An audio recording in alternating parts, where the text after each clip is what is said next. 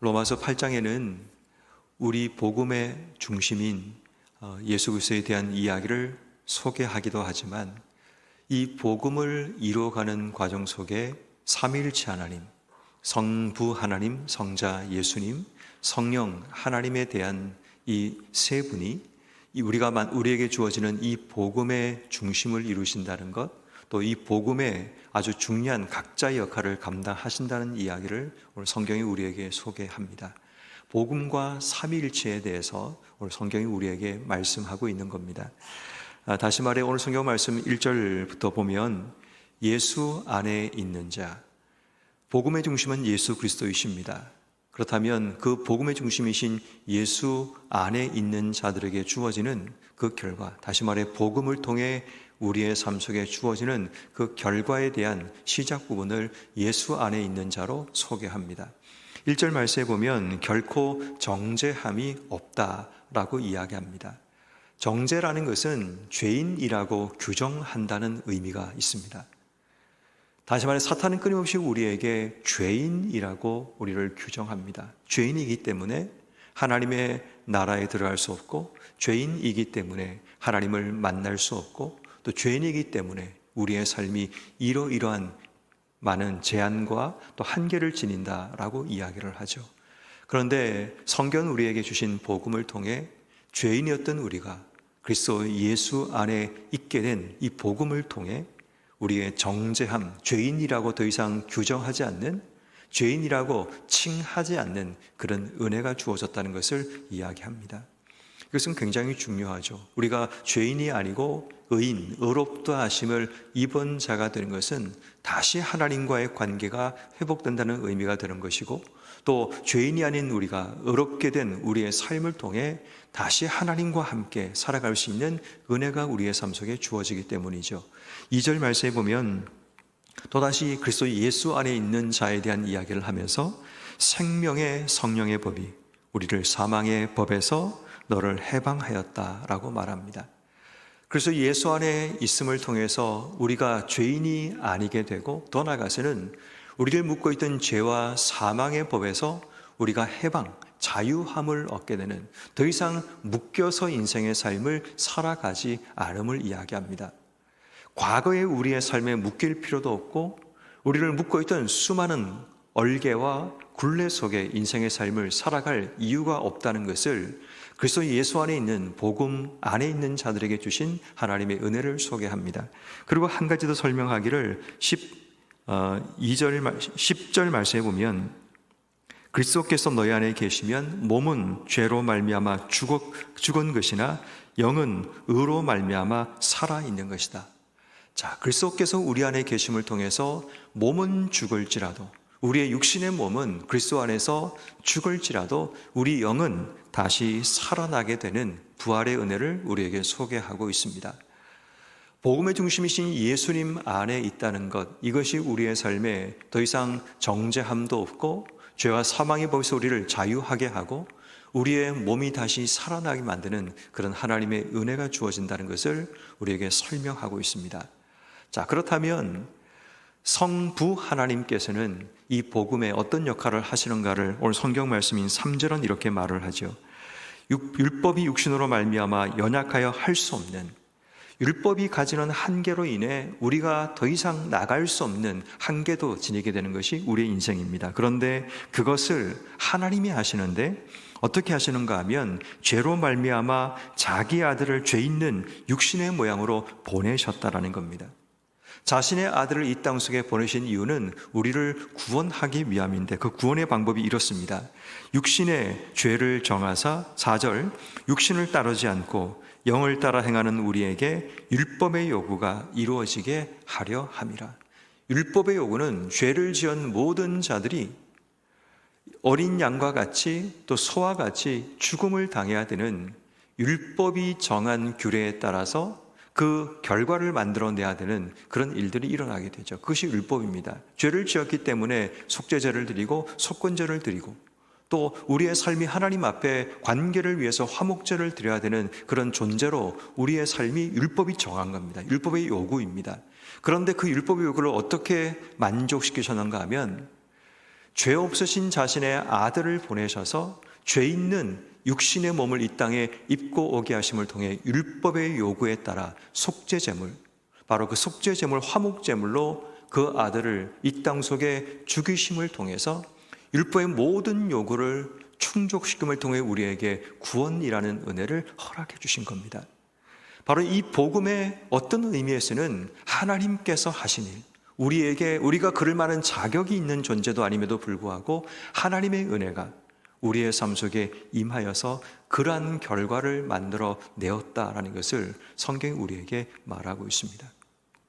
그리고 마지막 삼위일체 가운데 성령께서 우리 가운데 행하시는 일에 대해서는 9절 말씀부터 보면, 만일 너희 속에 하나님의 영이 거하시면, 성령께서 우리 안에 거하시게 되면 우리가 육신에 있지 않고 영에 있게 되는데, 누구든지 그리스도의 영이 없으면 그리스도의 사람이 아니라, 다시 말해 성령께서 우리에게 오셔서 하시는 이 일은 뭐냐 하면 우리로 하여금 그리스도의 사람이 되게 하시는 겁니다.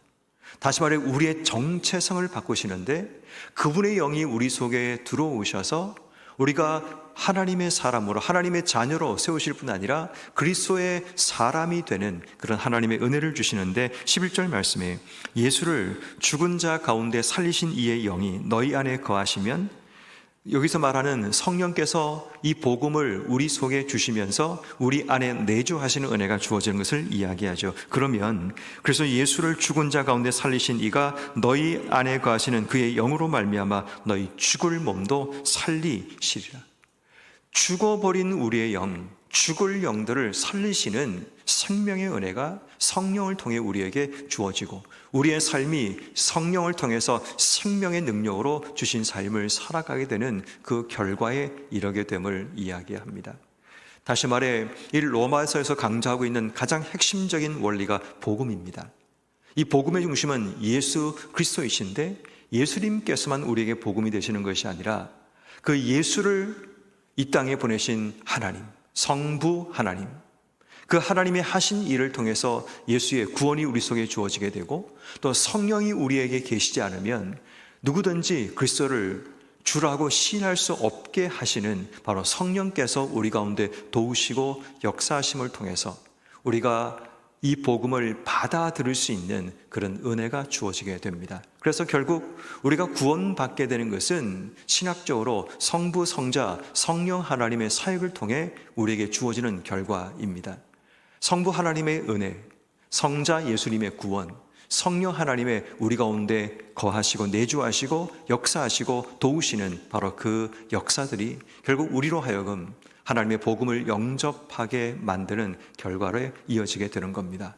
자, 그렇다면 오늘 우리는 이 말씀을 통해서 우리가 어떻게 주신 삶을 살아가야 하는가를 결단하고 다시 한번 적용해야 합니다.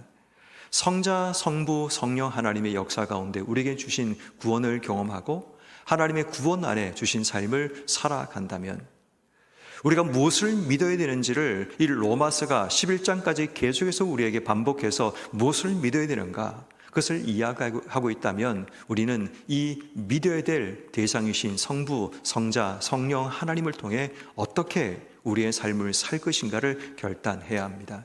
가장 먼저 우리는 오늘 본문 8절 말씀, 육신에 있는 자들은 하나님을 기쁘시게 할 수 없다는 말씀을 통해 우리에게 아들 예수를 보내심을 통해서 이 생명과 구원의 역사를 만들어주신 그 하나님을 기쁘시게 하는 삶을 살아가야 합니다. 자, 그렇다면 하나님을 기쁘시게 하는 삶을 살아가기 위해서는 우리의 삶이 육신에 있는 자들, 육신에 있다는 얘기는 죄와 타협하고 죄 가운데 인생의 삶을 살아가고 죄의 생각과 죄의 마음을 가지고 이 땅의 삶을 살아가는 겁니다.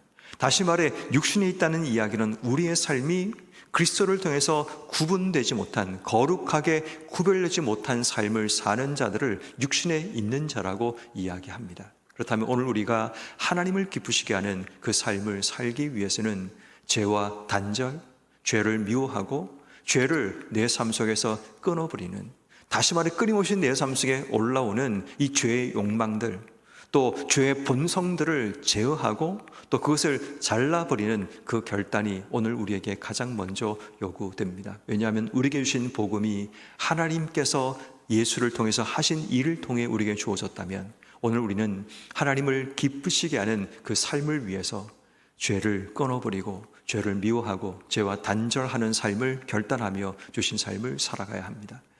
두 번째, 우리가 오늘 하루 삶을 살아갈 때 두 번째는 예수님에 대한 부분인데, 예수님 안에 있는 자들에게 주시는 해방과 정죄함이 없음과 살아나는 은혜를 기억한다면 오늘 하루 우리의 삶이 꼭 예수님 안에 붙어있는 삶을 결단해야 합니다.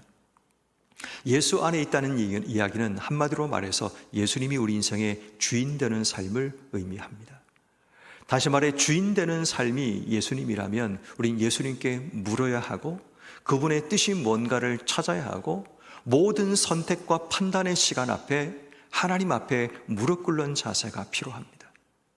물론 예수님께 묻지 않고도 우리의 삶이 잘 풀려갈 수 있습니다. 내가 내 인생의 주인 되어 판단하고 결정하는 것도 우리 인생에 큰 문제가 없어 보이기도 합니다. 그런데 중요한 것은 예수님이 주인 되는 것과 주인 되지 않는 것은 결국 나중 결과로 보면 엄청난 차이가 일어나게 됩니다.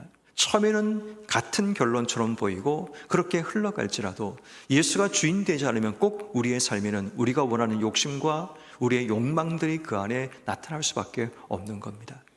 자, 그러므로 우리가 오늘 예수님 안에 거한다는 이야기는 오늘 우리는 늘 이 자세입니다. 주님 말씀하십시오. 주의 종이 듣겠습니다. 주님께서 우리 인생의 주인 되셔서 말씀하시기를 기대하고 그분의 말씀할 때 내가 그분 말씀 안에 갈 때 우리의 삶이 진정한 자유함을 얻게 되고 우리의 삶이 하나님의 의를 이 땅 속에 이루어가서 정죄함을 받지 않는 그런 은혜가 주어지게 되고 우리의 몸이 살아나는 그 영광을 경험하게 되는 겁니다. 그러므로 오늘 하루 삶을 살아갈 때 그리스도 예수 안에 거하는 삶, 예수가 주인 되는 삶, 그분의 말씀 앞에 순종하고 들을 귀를 준비하여 인생의 삶을 살아가는 여러분 한 분 한 분 삶이 되기를 주의 이름으로 축원합니다.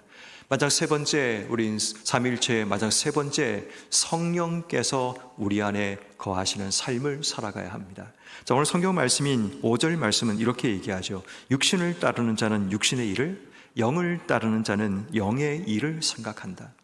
그러니까 하나님의 영이 우리 안에 거하시게 되면 영의 일을 생각하는 겁니다. 우리의 생각 속에 세상적인 일을 계획하고 그것을 추구하며 인생의 삶을 사는 것이 아니라 영의 일을 생각하며 살아가고 6절 말씀에 보니까 육신의 생각은 사망인데 영의 생각은 생명과 평안이라고 이야기합니다.